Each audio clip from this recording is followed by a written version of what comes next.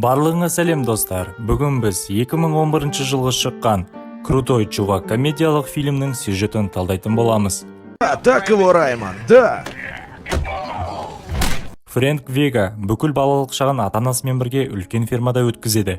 Мектепте ол регби ойынында мемлекеттік чемпионатты жеңіп алды. Жігіт армияда 7 жыл қызмет етіп, Вьетнамдағы соғыс қимылдарында қатысып, ауыр жарақаттан кейін үйіне оралады.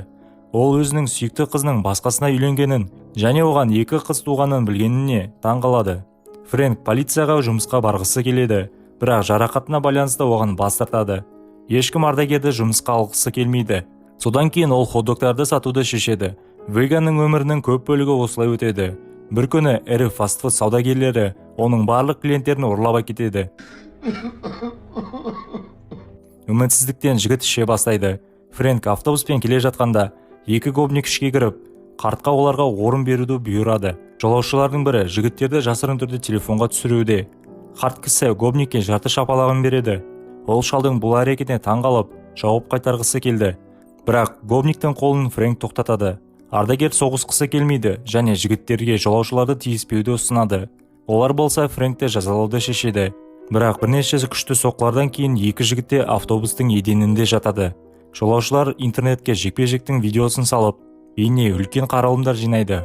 Ал Фрэнкті жергілікті «Крутой чувак» лақап атымен танымал болады. Адамдар граффити жасап, оның суреті бар футболкаларды басып шығарады. Полицейлер болса ардагермен бірге көшелерді күзетеді және оны телешоуға жиі шақырады. 3 ай өтеді. Фрэнктің Хуанита есімді қарт анасы қайтыс болып, ұлына өзінің асыл үйі мен итін мұра ретінде қалдырады. Вега анасының үйіне көшкен кезде қала әкімі Уильямс телевизорда қылмыспен күресуге ерекше көңіл бөлінетінін айтады. Ер адам өзінің ең жақын досы Клондайк Вашингтонға біраз уақыт тұруға рұқсат береді. Жігіттер кешке сыра ішкенде Клондайк Фрэнкке флеш-диск беріп, оны сейфте жасыруды сұрайды. Онда маңызды ақпарат бар дейді. Досы дүкенге темекі алуға барады. Қайтар жолда оны 2 бандит Себастьян мен Терранс қарсы алып, бір нәрсе беруді талап етеді. Клондайк оларға шабуыл жасап, екеуін де жерге жығады. Бірақ бандиттердің бірі мылтықты алып, қартты өлтіреді. Досының өлімі туралы жаңалық Фрэнкті күйзеліске түсіреді. Оның туыстары да достары да қалмады. Ол полицейлерден өлтірген суайттарды табуды сұрайды. Кешке Вега бір бөтелке алкоголь алу үшін үйдің жанындағы дүкенге кіреді. 3 қарақшы кіріп автобустағы ардагермен бір видеоны көрмегендеріне бірден өкінеді. Көршілері бұл аймақтағы қылмыскерлер мүлдем құтырып кеткеніне шағымданып, Вегадан көмек сұрайды. Үйдің жанында Мартин есімді бала жаңа көршісін «Крутой чувак» деп таниды. Жасөспірім Эмбер есімді анасымен және қатыгез әкесі Мартинмен тұрады. Кейінірек офицер Марк келіп, детективте досыңды өлтірген адамдарды іздеп жатыр деп сендіреді. Вега полицейлердің қара нәсілді адамның өліміне байланысты бүкіл қаланы құлағына көтермелеуіне екіталай екенін түсінеді. Ардагер тергеудің қалай жүріп жатқанына білу үшін учаскеге барады. Ал детективтер жұмыста көңіл көтеріп жатқанын көріп, мәселені өз қолына алуды шешеді. Ол қылмыс орнын зерттейді. Ішінде сүйкімді қыздың суреті бар кулон мен гильзаны табады. Фрэнк ломбардқа барады. Скорее всего, это Беретта М9. Мұндай тапаншалар ақш армиясында қолданылады. Сатушы кулондағы қыздың бейнесін танитынын жеткізеді. Оның айтуынша күйеуі Терранс осы жерден бірнеше көше жақын жерде тұрады. Вега ерлі-зайыптылардың үйіне келіп, әйелге кулонын береді. Ол жұбайым бір апта бойы үйде көрінбеді деп шағымданады. Соңғы рет ол достарымен бірге баскетбол алаңында көрінген. Фрэнк алаңға келіп, жігіттерден Терренсті қайда табуға болатындығын сұрайды. Бірақ жігіттер тек қартты мазақ етеді. Вега 3 качокты ұрып құлатады, ал қалғандары орындарынан жылжымайды. Олар 85-ші көшеде тұратын Рональдодан сұрау керек дейді. Всех вас! Фрэнк жігіттің нашар пәтеріне кіргенде, оған Рональдомен бірге пәтер жалдайтын досы шабуыл жасайды. Ардагер оны қорқытқанда, көршісі Рональдо қаланың екінші жағында барда жиі болатынын мойындайды. Бұл уақытта мэр Уильямс мафия бастығы Пантерамен оңаша жерде сөйлеседі. Мэр гангстерлер флешканы жоғалтып алғандарына ызаланады. Егер ол ақпаратты біреу тауып алса, әкім 3 ай қалған сайлаудан ұтылады. Пантера оның адамдарды көп ұзамай мәселені шешеді деп жауап береді. Сондай-ақ әкім барлық жерге басын тыға беретін «Крутой чувакпен» мәселені шешуді жеткізеді. Автобустағы жігіттер Фрэнкті автоматпен атып өлтіруге тырысады, бірақ ол машинаның артына тығылып үлгереді.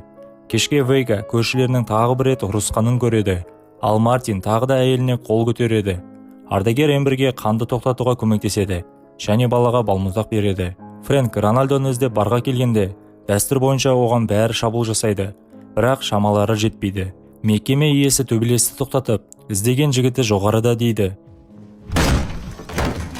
Вейган Рональдодан пышағын тартып алып, оны балконға іліп, Теренсті массаж салонындағы Татьянадан табуға болатындығын біледі.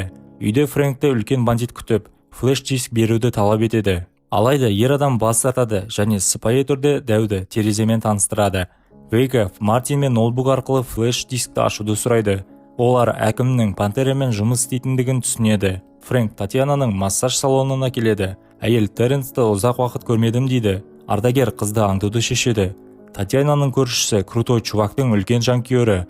Ол Фрэнкке үйіндегі артқы есік бекітілмегенін жеткізеді. Ардагер Теренсті ішінен тауып алып, қолын ас үйдегі мусорға арналған жерге тығады.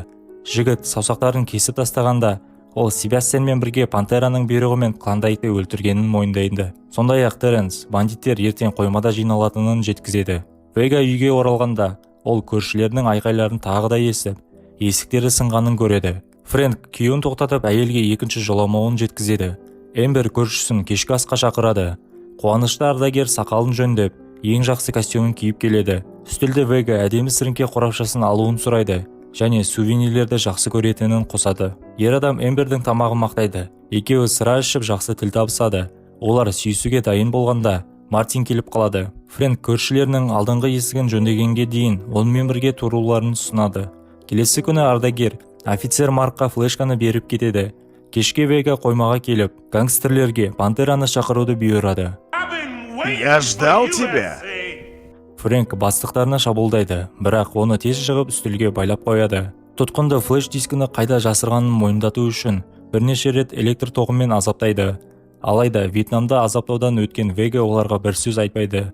Пантера Фрэнктің куәлігін алып, ардагердің бетіне қарап, оны үйінде біреу күтіп отырғанын түсінеді. Бастық Вейганың үйіне баруды шешіп, және өз адамдарына қартты одан әрі азаптауды бұйырады. Фрэнк қолын босатып, Эмберден алған сіріңке қорапшасын жандырып, оны жанғыш материалдары бар бөшкеге лақтырады. Мачетаның көмегімен Пантера ардагердің аяғын жарақаттап қашып кетеді. Қатты ауырсуына қарамастан, ардагер гангстердің артынан жүгіреді. Жолай оған киноның басындағы екі жігіт кедергі жасайды. Жігіттер бейненің кесірінен қазір бәрі оларды мазақ етеді деп шағымданады. Олар бейне жазу үшін камераға түсіріп, ардагерге шабуылдайды. Алайда Вейга олардың мылтықтарын тартып алып, үйіне қарай жүруді жалғастырады.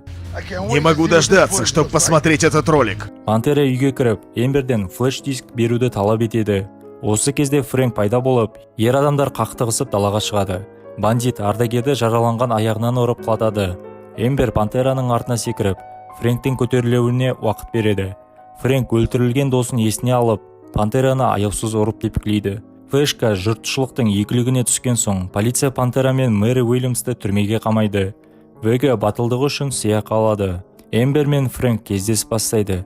Бүгінге осы. Фильм ұнаса ойларыңызды жаза кетіңіздер. Сіздермен болған киношолу арнасы. Келесіде кездескенше.